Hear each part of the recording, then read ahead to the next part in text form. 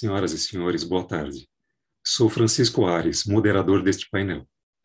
Falo da cidade de Mauá, estado de São Paulo, e em nome do presidente do Terceiro Congresso Internacional Online de Eubiose, Sr. Leonardo Faria Jefferson de Souza, vice-presidente da Sociedade Brasileira de Eubiose, registramos e agradecemos a presença virtual do presidente da Sociedade Brasileira de Eubiose, Sr. Hélio Jefferson de Souza, e da vice-presidente, senhora Celene Jefferson de Souza.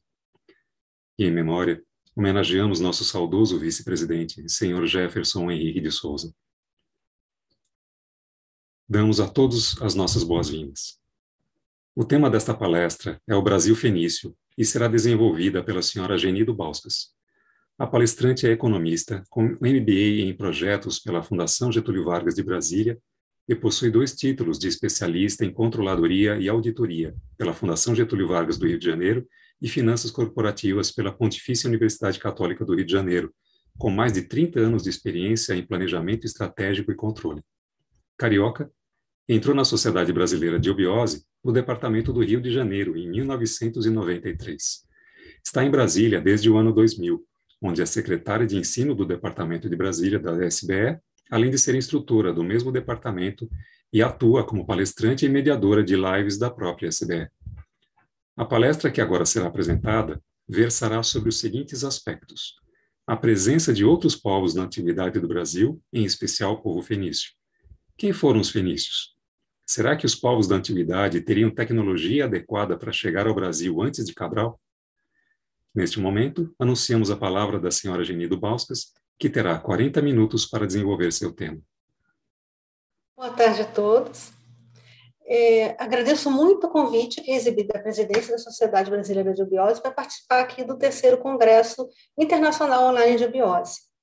Também agradeço o apoio de todos que trabalham nos bastidores para que esse evento seja possível.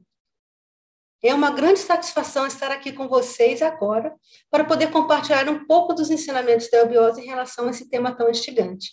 Eu vou começar aqui com a minha apresentação, vou compartilhar com vocês.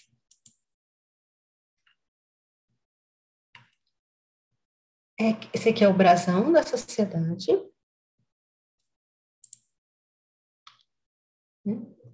Terceiro online, e aqui o nome da palestra, Brasil Fenício. Esse aqui é um aviso legal.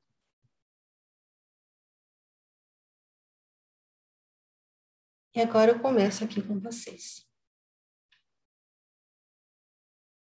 Eu vou ler essa frase do professor Henrique José de Souza, o fundador da Sociedade Brasileira de Eubiose, e convido a todos a mergulhar comigo nesse tema. Há uma diferença muito sensível entre perceber e entender a verdade. Podemos percebê-la com o coração e entendê-la com o cérebro. Ou melhor, podemos sentir a verdade intuitivamente e examiná-la intelectualmente. Se os que vivem nesse século cultivassem a faculdade de perceber a verdade com o coração, examinando depois, por meio da inteligência, o que sentiram, muito breve teríamos por toda parte uma condição melhor e mais feliz da nossa sociedade. Porém, a desgraça de nossa época consiste em que as faculdades intelectuais foram elevadas ao último extremo de seu poder de resistência para as formas exteriores das coisas, sem perceber seu caráter espiritual, por meio do poder da intuição. Então, vamos começar assim. Quem foram os fenícios?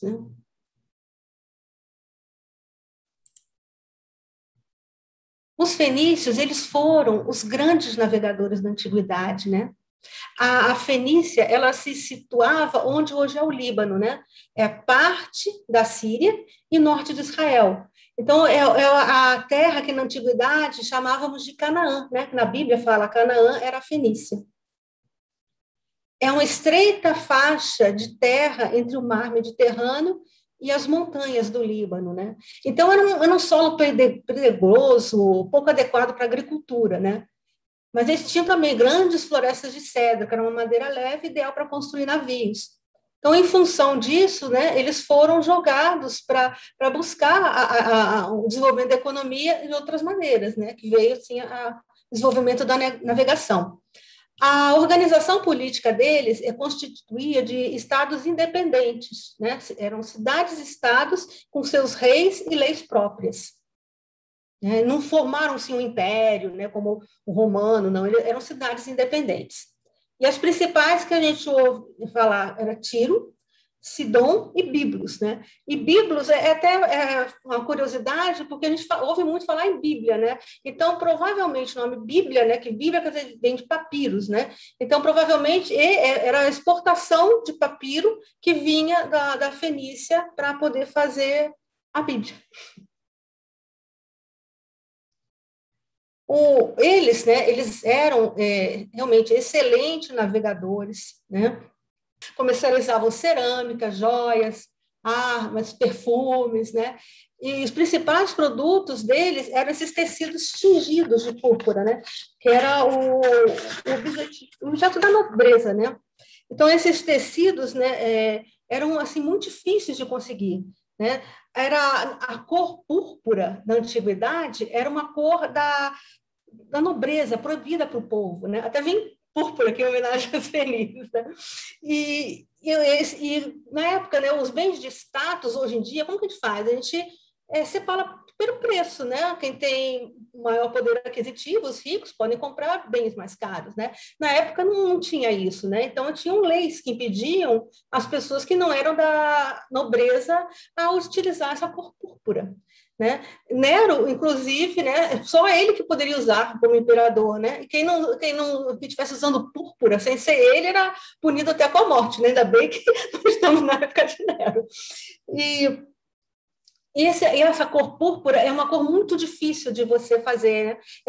Eles são feitos através de uns moluscos, né? Então, na costa tem alguns moluscos que eles pegam, esmagam, tratavam para conseguir essa cor, e elas pegavam também os maiores, que eram no fundo do oceano, a uns 45 metros de profundidade, né?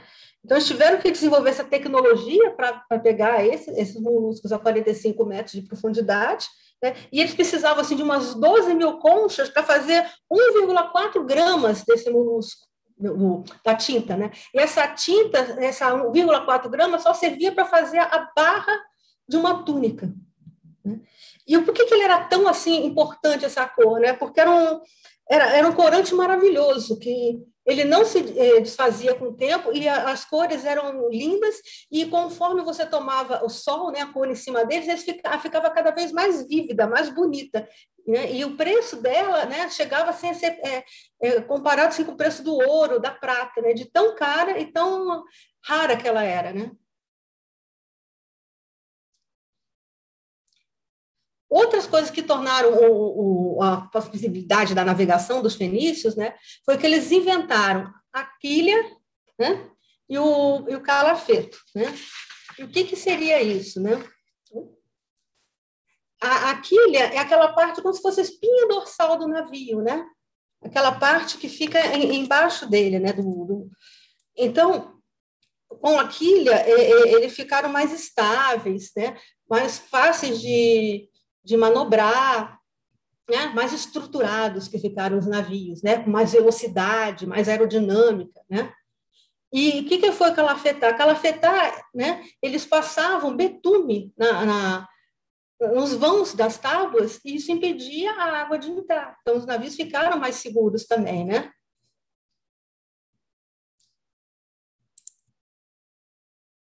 E que eles tinham esses navios deles de guerra, né, que a gente chama os navios de guerra que os romanos, né, que os gregos usavam, eram baseados nos navios fenícios, né, por causa dessa tecnologia. Né? E também uma outra invenção que eles fizeram foi o birreme. O que é isso? Eles botavam um mastro único com 2 bancos de remos. Né? Então, o que fazia isso possível? Eles tornavam o navio mais rápido, mais ágil.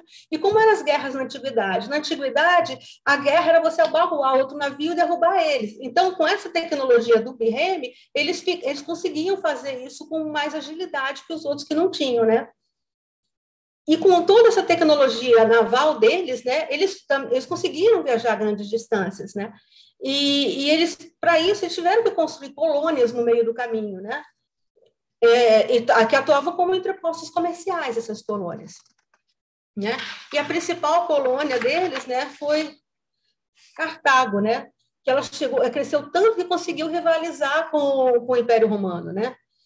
E essa cidade, ela foi fundada por uma lendária rainha, Dido, né? Que o marido dela, né? Era supremo sacerdote, ele era muito rico, né? E ele foi assassinado pelo irmão dela. Quando o pai faleceu, ele deixou para os dois filhos governarem, né? E o irmão dela matou o marido dela para tentar pegar a riqueza, tomar o poder só para ele. Então, ela fugiu com as pessoas da elite que foram partidárias dela, que estavam contra a tirania do irmão, e fundaram Cartago. Então, a gente vê que, na época, as coisas não eram tão simples, né, politicamente. Um matava o outro era desterrado. Era complicado até politicamente a questão na época. Outra coisa muito interessante que tem dos fenícios é que eles foram os criadores do alfabeto, né? Então, quem fala é o Plínio, o Velho. Ele acreditou que os fenícios precisavam, né, de invenções que os ajudassem nesse comércio, né, que eles comercializavam com vários povos. Como que eles iam se comunicar com eles, né? Ele até fala que eles foram como se fossem os primeiros caixeiros viajantes, né? Então, eles precisavam desse método eficiente para manter os registros, para se comunicar. Então, eles inventaram esse alfabeto e todos os demais alfabetos que a gente conhece descenderam deles, né? Então, a gente fala, e que é o alfabeto deles? É um abjad, né? Ele é composto por 22 símbolos. O que é um abjad?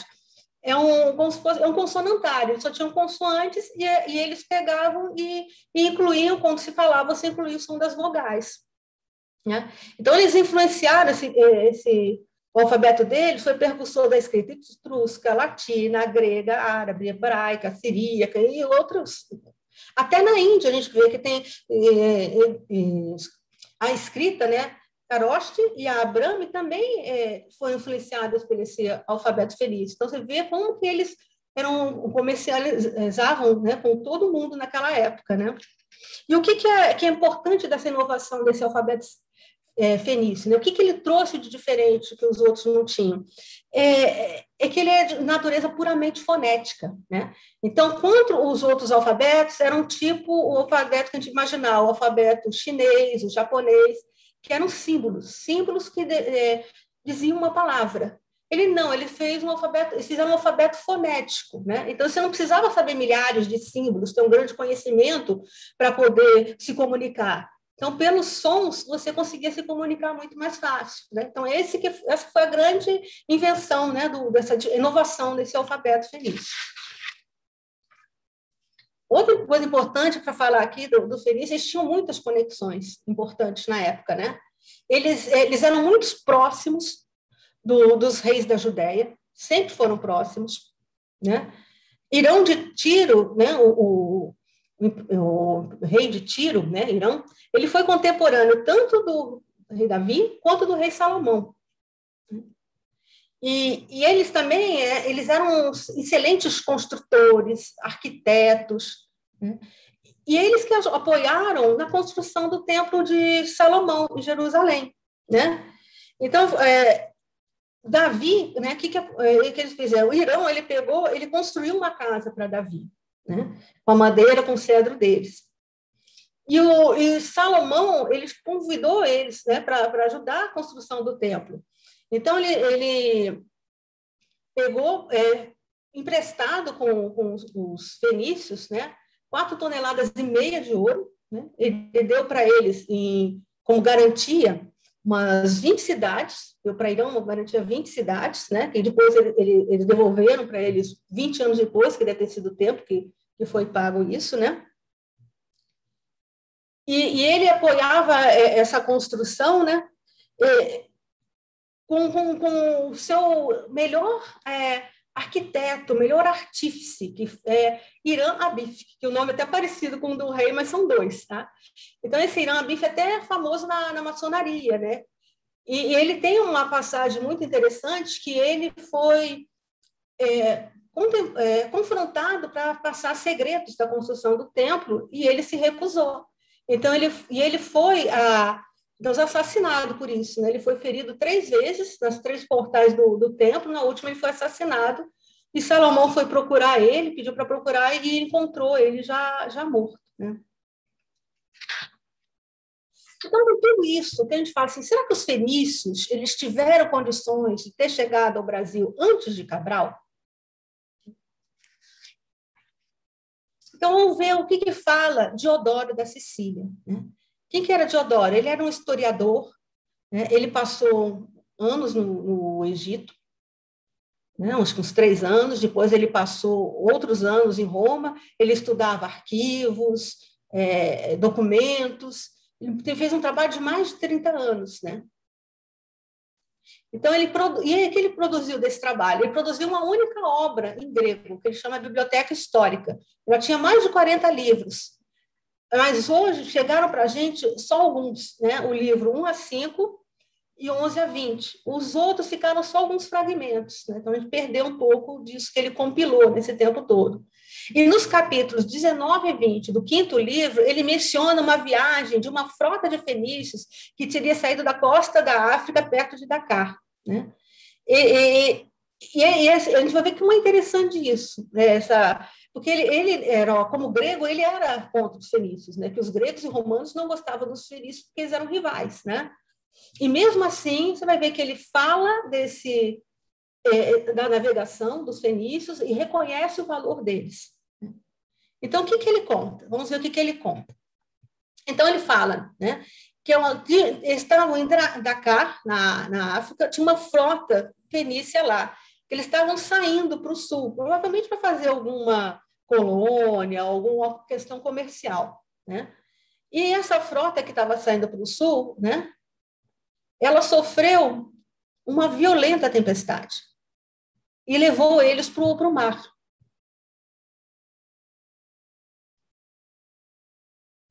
Então, onde que eles chegaram com o mar? Então, eles pegaram a correnteza, provavelmente pegaram uma corrente marítima. O que é uma corrente marítima? É como se fosse um rio dentro do oceano, ele também tem velocidade, né?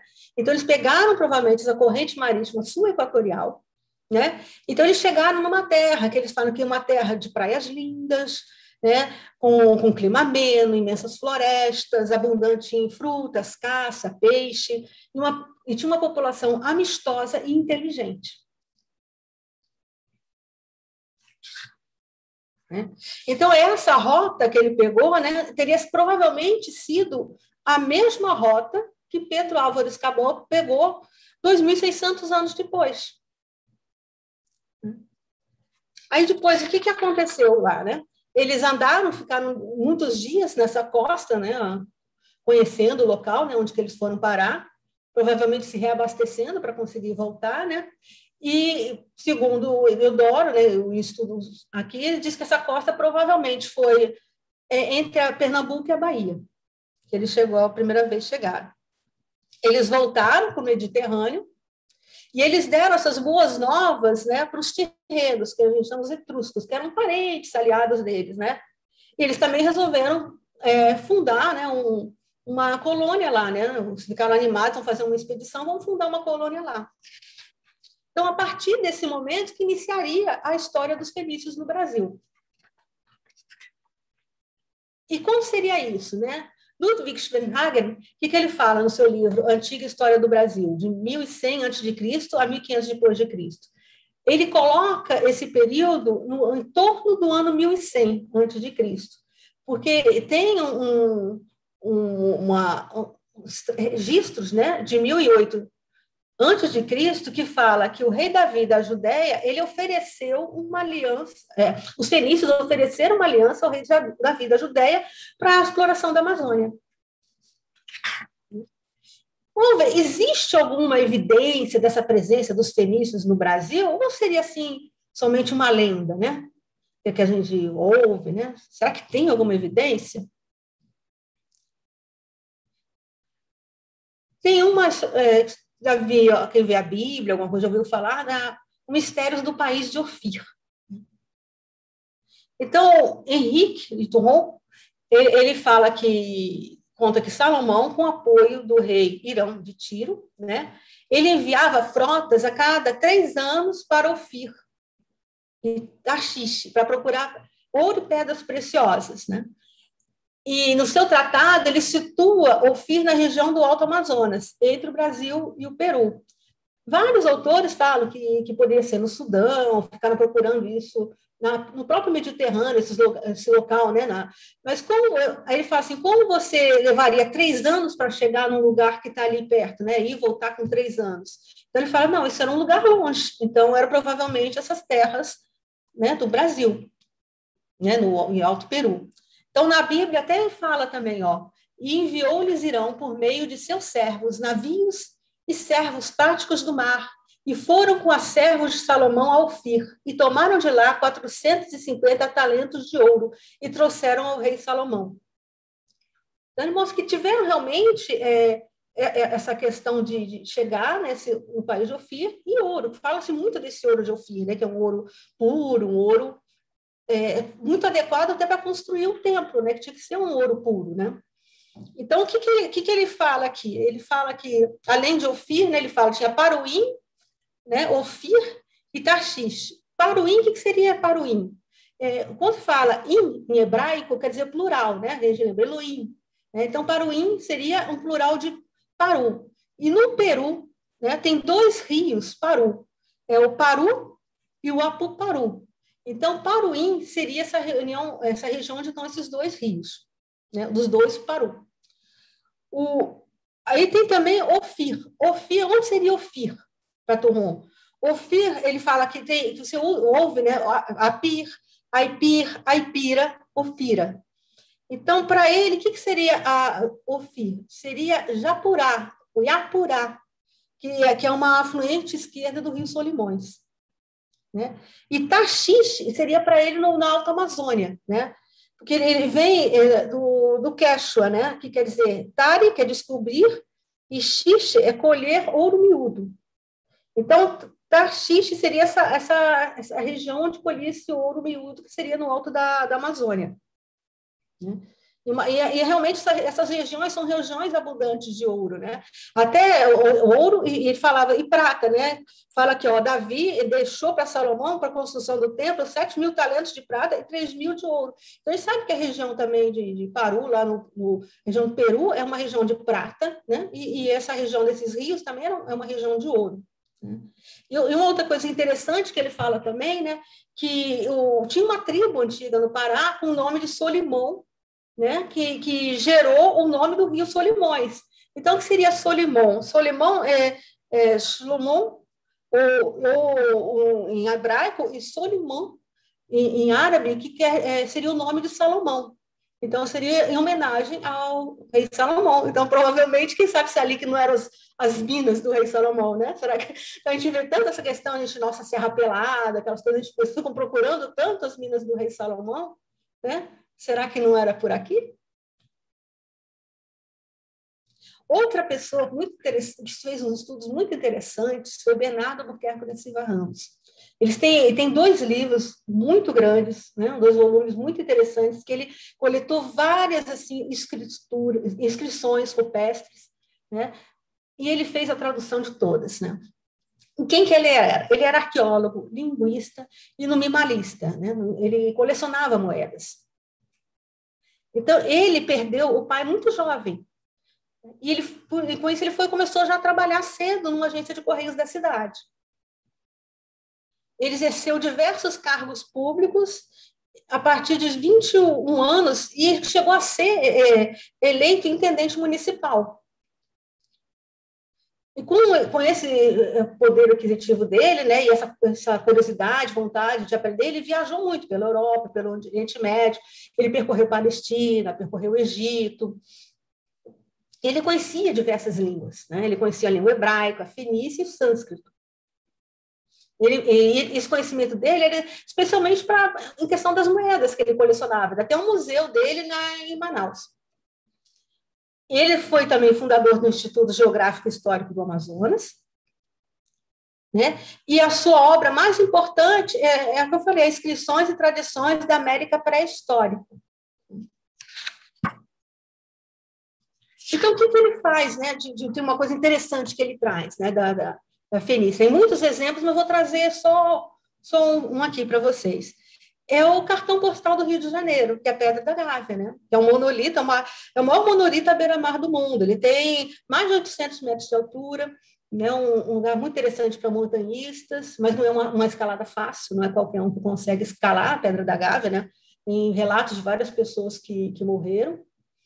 E no frontão dela, né, você vê na lateral, né, isso aqui seria a cabeça, né, na lateral dela, você tem algumas escrituras. E ele falou que essas escrituras eram uma escrita fenícia, né? Então, o que estava escrito lá? O fenício, ele é o quê? Da direita para a esquerda. Então, aqui ele traduziu, né, ele botou no hebraico, né, ele botou Tirs, né, Fenícia, Badesir, Bar e Etbaal. O que ele fala que é? Ele traduziu como Tiro, Fenícia, Badesir, primogênito de Etbaal. Então, segundo ele, ali era o primogênito, era Badesir, né? O primogênito de Etbaal. Anos depois, né, um pouco tempo depois, chega o professor Henrique José de Souza, né, e ele retifica essa tradução. O que ele faz? Ele tira aquele D que ele botou, né, e muda um pouco o sentido disso. Então, o que ele fala? Que é Etbaal, Tiro, Fenícia, primogênito de Badesir. Então, ali seria do primogênito de Badesir, Etbaal, não do próprio Badesir. Então, o que ele conta? Né? O que teria acontecido ali, né, para ter essa imagem de Badesir ou de Baal lá? Então, o que o professor ele conta? Ele fala assim que o nome Brasil, ele não se origina dessa cor da madeira, né, que tem o nome de pau-brasil, mas sim do nome de Badesir, né? O nome de Brasil é o Brasil, né? Brasil, né? Já na época, como eles navegavam e faziam essa globalização no mundo inteiro, as pessoas já conheciam, né, o nome de Badesir, né? Então, Badesir, o que ele foi? Ele foi um rei, ele governou Tiro, na Fenícia. Ele possuía 8 filhos, né? E ele tinha um primogênito, que era Baal. Ele era um rapaz assim, muito inteligente, né? Ele tinha um caráter nobre, ele era uma pessoa assim, extremamente espiritualizada, ele tinha excepcionais dotes espirituais, né? E por isso ele era o conselheiro e era o predileto do rei, né? E isso daí, por isso os irmãos não gostavam muito disso, né? Ele era odiado pelos irmãos, né? E eles tramaram, né, a expulsão do imperador e dos seus 2 primeiros filhos, que eles não estavam gostando daquela situação, né? E como que a gente viu, já naquela época já tinha essa questão de política, né, de um tomar poder do outro, ser desterrado. E o que aconteceu? Eles fizeram uma revolta na Fenícia, né? E Badesir ele foi desterrado e foi enviado para o Brasil. Com quem que ele veio? Ele veio com o seu filho, Yetbal Bey, e a filha dele, Yetbal Bel, que eram gêmeos. 8 sacerdotes, incluindo o sumo sacerdote, que é o Balzin, que o nome dele quer dizer Deus da luz ou do fogo. Quer dizer, todos você vai ver, tem Baal, né? Badesir seria Baal Ezir, né? Que Baal quer dizer Senhor, né? É o Deus deles, né?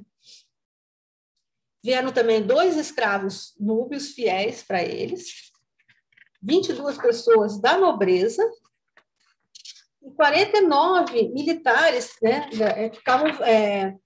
que ficaram ainda partidários do imperador em Tiro, né, que foram contra aquela revolta. Então, quando ele chegou no Brasil, o que ele fez? Ele dividiu o Brasil em 2 cortes. Então, e a divisão ficava mais ou menos de Salvador, para cima e para baixo. Tá? Então, na parte de cima, né, do Salvador até a Amazonas, que era a região que eles tinham o ouro, que eles tinham o maior comércio, né, e ficou com o Badesir. E foi governado por Badesir. E de Salvador para baixo, né, da Bahia até onde, mais ou menos, o Rio Grande do Sul, ficou com Yetbal Bel e Yetbal Bey, com os 2 irmãos. Foi governado pelos filhos, da parte de embaixo. Então, Yetbal Bel e Yetbal Bey, né, eles sempre gostavam de atravessar a Baía de Guanabara indo até Niterói. Eles faziam um trabalho lá, iam, voltavam para Niterói, e passavam sempre nas proximidades da Pedra da Gávea. Uma vez, quando eles estavam fazendo esse trajeto, né, habitual deles, né, eles tinham uma barquinha conduzida por esses dois escravos núbios fiéis. Veio uma tempestade, essa barquinha virou, e todos que estavam dentro morreram. A gente vê, até lembra, né, próximo lá onde foi provavelmente aquele acidente com o Batomushi, lá no Rio de Janeiro. O Badesir, quando ficou sabendo disso, ele não suportou, ele já estava em idade avançada, aquilo foi um golpe muito forte para ele, né? Os dois filhos queridos dele, né? Ele gostava muito dele, daquele filho, e ele faleceu em seguida. E seguindo as instruções do próprio imperador, Baozin, o supremo sacerdote, ele providenciou o embalsamamento do corpo dele, né? Segundo consta, ele ficou junto dos filhos na Pedra da Gávea por 7 anos. Depois desse prazo, né, o corpo dele teria sido levado para um santuário na região amazônica, que permaneceria lá até hoje. Um fato interessante é que os fenícios, quando faleciam fora da terra deles, eles enterravam os seus mortos perto das montanhas. E o que seria essa montanha, né, onde está a Pedra da Gávea hoje? Ela seria uma esfinge fenícia, como essa aqui que eu trouxe essa imagem aqui, que tem no Museu Britânico, né? Então, aqui seria ela uma esfinge fenícia. Outra esfinge que teria no Rio de Janeiro é outro ponto importante da cidade, outro cartão postal, que é o Pão de Açúcar. Na lateral do Pão de Açúcar, você vê o desenho de uma ave ali. E essa ave seria uma ípis, que é uma ave sagrada, né, no Egito. Agora eu vou trazer para vocês um ponto assim, meio controverso. Seria a história de umas ânforas que foram encontradas na Baía de Guanabara. Um mergulhador, José Roberto Teixeira Coutinho, ele encontrou 2 ânforas na Baía de Guanabara. E essas ânforas elas foram mandadas para o Smithsonian, lá em Washington, para fazer uma análise, e eles chegaram à conclusão que elas teriam mais de 2.000 anos, né, provavelmente ânforas romanas. Com isso, tinha um Robert Max, né, um americano que era uma autoridade na arqueologia submarina, ele veio para o Brasil para investigar isso. Ele tinha vários livros escritos, né? Era conhecido ele no meio. Também, nessa época, também teve uma outra coisa interessante, chegou um italiano radicado no Rio, que é Américo Santarelli, ele chegou a dizer que aquelas ânforas eram dele, ele que tinha colocado lá na Baía de Guanabara para envelhecer.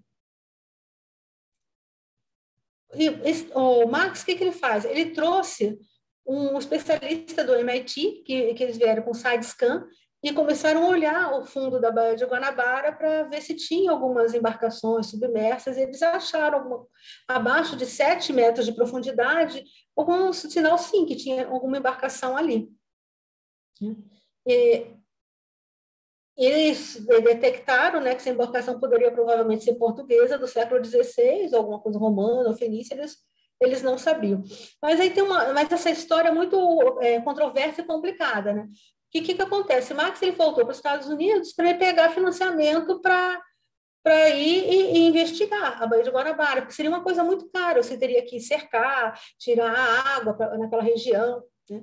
E ele tinha essa liberdade para fazer isso, ele tinha esse aval para fazer isso. No meio do caminho, ele perdeu esse aval. Ele disse que a Marinha jogou lama em cima do lugar lá para tornar impossível chegar ali, né? A Marinha brasileira disse que ele estava, no fundo, ele era um contrabandista de antiguidades, então ficou aquela briga com os dois e isso não foi para frente. E ele falava que o que tinha, que o governo brasileiro está fazendo um acobertamento ali. Em 93, outros mergulhadores chegaram lá, né, tiraram uma garateia, que é tipo uma âncora, né? Eles tiraram ali do fundo do mar, né, adataram ela, levaram para fazer datação, disseram que ela realmente era do século XVI, né, que é provavelmente um navio português que estava ali. E essa âncora tinha o risco de se deteriorar quando está muito tempo embaixo do mar, né? Quando chegasse no ar, né? Aí eles pegaram, ela foi deixada ainda, submergida, mas agora na ilha de Mocanguê, que é uma área restrita militar da Marinha. Aqui na imagem, ao lado, você vê as duas ânforas, né, com dois professores. Né? E hoje, onde estão essas ânforas? Elas estão no Instituto de Arqueologia Brasileira. Outro ponto, né, que para a gente pensar, né, outra coisa interessante que tinha, é a tal da Pedra Santa. Né? E na Lagoa Rodrigo de Freitas, no Rio de Janeiro, existia uma Pedra Santa. Então, Dom João passava por ali, né, mas ele tinha medo de passar embaixo dela, quando ia para o Jardim Botânico. Ela era no caminho que ia para o Jardim Botânico. E eles tinham feito uma estradinha do lado, então não se sabe se o receio dele provavelmente era que aquela pedra caísse, desmoronasse, né, porque estava muito na beira lá. Em 1837, o que aconteceu? Eles falam assim, um tal do Padre Souto, ele foi incumbido de destruir essa pedra, né? Provavelmente quem seria ele? Seria Manuel Gomes Souto, que ele era da freguesia de São João Batista na Lagoa. Né?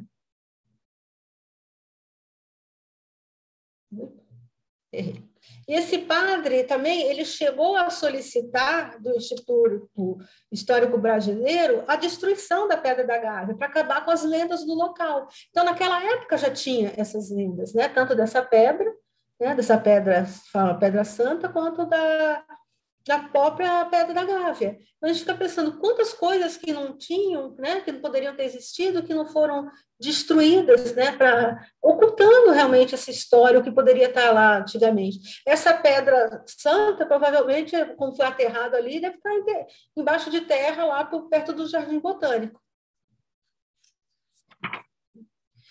Então, o que eu quero trazer para vocês? Né? Eu estou concluindo aqui a apresentação, porque a gente teria muito mais o que falar, né? Então, uma história realmente instigante, né? Sobre os fenícios e outros povos que tiveram aqui, mas o tempo é pouco, né?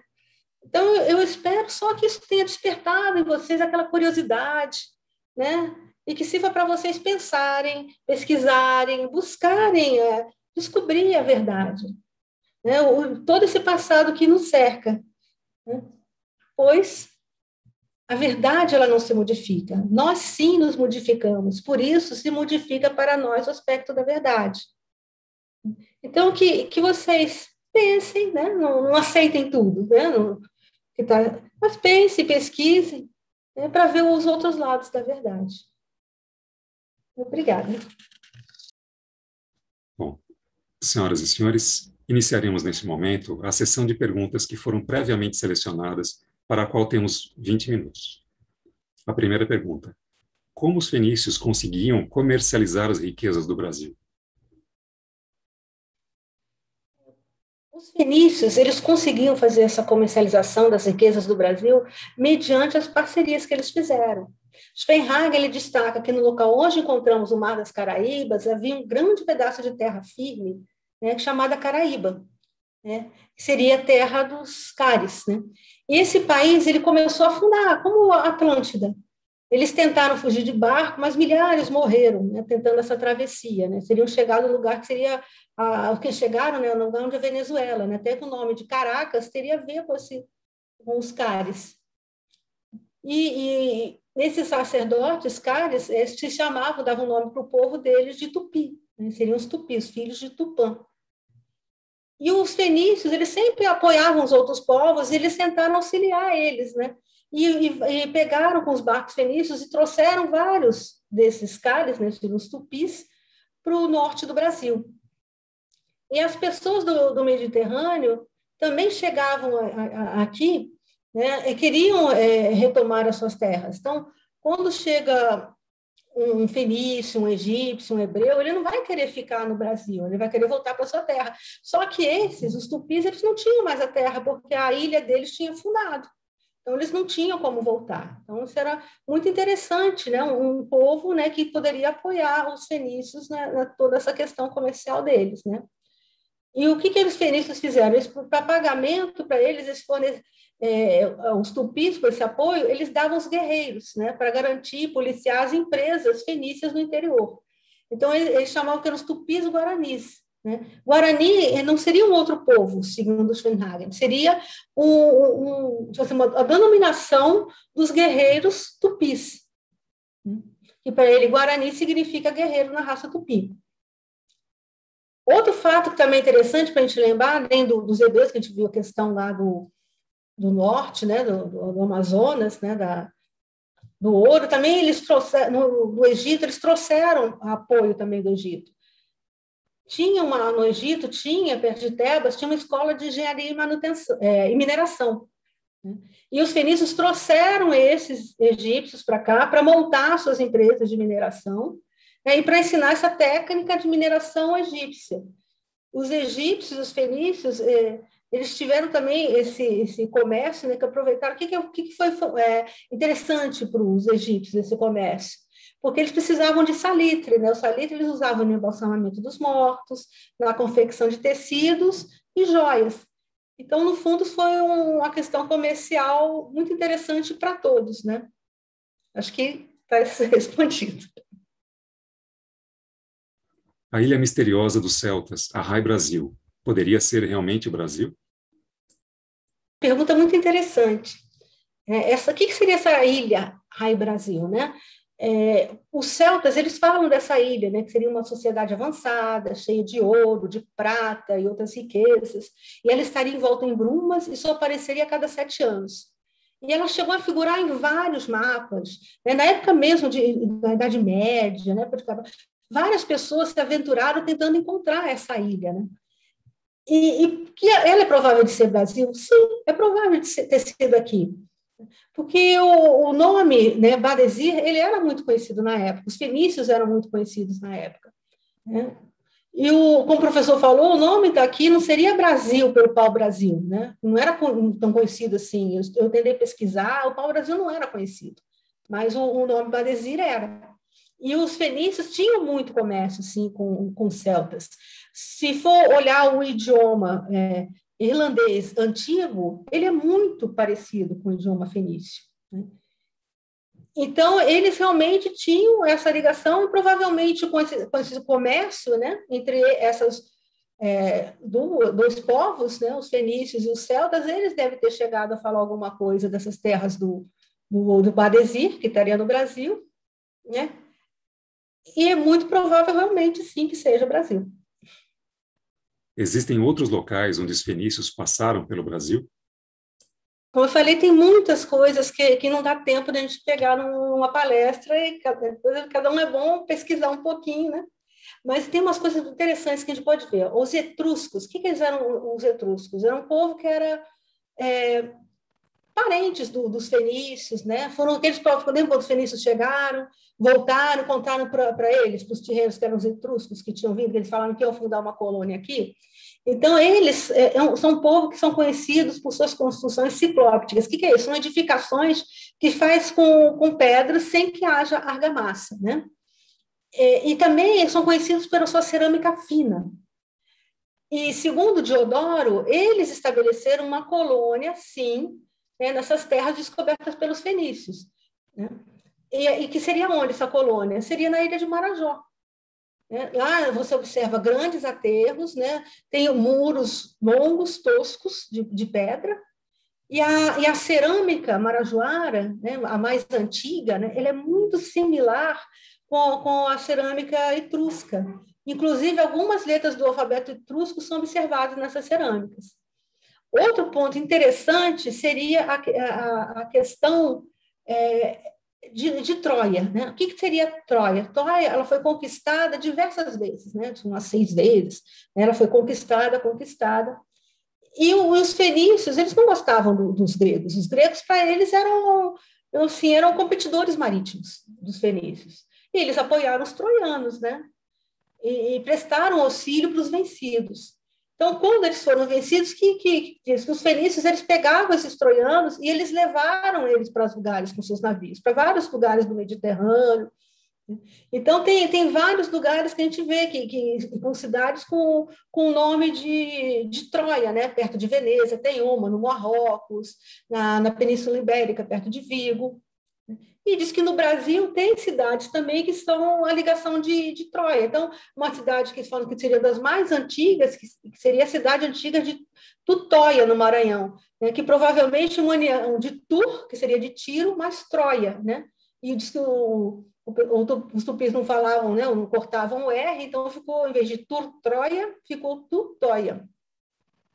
Outras também cidades que seriam também fundadas por eles, com o pessoal que eles trouxeram de Troia, né, seriam numa cidade no Rio Grande do Norte, né, que seria Tur, depois Turo, e virou Touros, no Rio Grande do Norte, Touro, né, e outra na Bahia, que seria a cidade de Torre. E tem um ponto também que é muito interessante, eu estudei para ver se eu trazia para vocês, mas eu não consegui achar nada. É uma história eu sou carioca, a gente ouve essas histórias, né? É uma história que eu ouvia muito, né? Que o pessoal comentava até na escola, sobre a Restinga de Marambaia, no Rio de Janeiro. Ela seria, sim, uma proteção artificial, construída, né, pelos fenícios, né? Se vocês depois olham no mapa, vocês vão ver que ela tem uma restinga, né? E ali eles estariam fazendo uma proteção para um porto, que seria o porto de Sepetiba, lá na Baía de Sepetiba. Então, hoje, essa restinga de Marambaia, hoje você não tem acesso a ela porque é uma área restrita militar. Mas naquela região, o que foi construído ali? Foi o porto de Itaguaí, né? E junto daquela região também tem um estaleiro da Marinha para construir os submarinos. Então, esses são alguns pontos assim interessantes. Tem outros que a gente pode ver, né? A questão de 7 cidades, do Piauí, né? Todos teriam essa ligação, né? E é interessante depois olhar, né? Você conseguir achar, tem na internet, vocês podem achar os livros de Bernardo da Silva Ramos e olhar muitas coisas que tem lá, né? Para aguçar um pouquinho a curiosidade de vocês. Se o nome do rio Solimões vem do nome do rei Salomão, teria, por acaso, o rio Amazonas alguma relação com a lenda das guerreiras amazonas? Segundo o Spenhagen, tem sim. Ele diz que as Amazonas elas chegaram no Brasil na mesma época dos troianos, né? Que elas apoiaram os troianos na Guerra de Troia. Então, algumas tiveram que sair e saíram de lá, né? E quem eram essas Amazonas? Elas seriam uma sociedade de mulheres, né, guerreiras, na cidade de Éspera. Então, o pessoal fala que na época que afundou a Atlântida, essa cidade de Éspera era uma cidade, né, que era dentro de um lago. O pessoal fala que pode ser o Lago Chad, na África, né, que elas ficavam na África. Então, elas saíram de lá, foram para o Marrocos, foram para a Argélia, né? Elas foram indo até chegar lá àquela região, né, do Egito, eles foram bem recebidas pelo Egito, né, e passaram para a Palestina, pela Síria, mas lá o pessoal foi meio hostil com elas, não deram muito certo. Mas os reis de Tiro receberam elas bem, né, de Tiro e Sidom, né, as principais cidades, estado da Fenícia, receberam elas bem e ofereceram para elas paz e amizade. Então, quando elas lutaram em Troia, quando a batalha foi perdida, né, com essa amizade, eles ajudaram elas a sair de lá. Então, eles levaram ela para outros lugares do Mediterrâneo, da própria África, e algumas vieram aqui para o Brasil, né, seria para a Nova Canaã deles, né, que seria as terras do Brasil. Então, por isso, sim, pode ter uma ligação do Amazonas com as Amazonas históricas, né? Existe algum fenício famoso conhecido? A Bíblia fala-se do rei Irã, fala-se de Irã Afibe, tem a rainha Jezebel, que era filha de um rei fenício, que casou com um rei de Israel, né? Mas tem outros que achei interessante também para a gente falar, né? Seria Pitágoras, né? O pai dele era um comerciante fenício, rico, né? Ele teria passado essa infância, tinha estudado com os melhores professores, filósofos, né? As coisas que ele aprendeu, geometria, astronomia, poesia, ele aprendeu muito com os fenícios, que eles tinham uma astronomia e matemática muito desenvolvida, né? Os fenícios, para poder fazer essas navegações, né? E ele aprendeu esses mistérios antigos dos fenícios também, na cidade de Sidom e Biblos, né, que ele visitava com o teu pai, e parece que ele visitou também a Itália, né, que também é parte dos etruscos, que tem a ver com a Itália. Tem a rainha Dito, né, que fundou Cartago, e o filósofo e matemático Tales de Mileto. Agradecemos à senhora Geni Dubauskas pela sua apresentação e informamos a todos que o e-mail do Congresso, coi@eubiose.com.br, está à disposição daqueles que desejarem fazer contato conosco. Agradecemos a atenção e os convidamos para a próxima atividade deste Congresso. Trata-se do tema As 1001 Noites, uma visão iniciática. Não esqueça de curtir o vídeo que acabou de ser exibido e siga acompanhando o trabalho da Eubiose, se inscrevendo em nosso canal e ativando as notificações. Paz, luz e progresso, em harmonia de pensamento, é o que desejamos a todos. Boa tarde.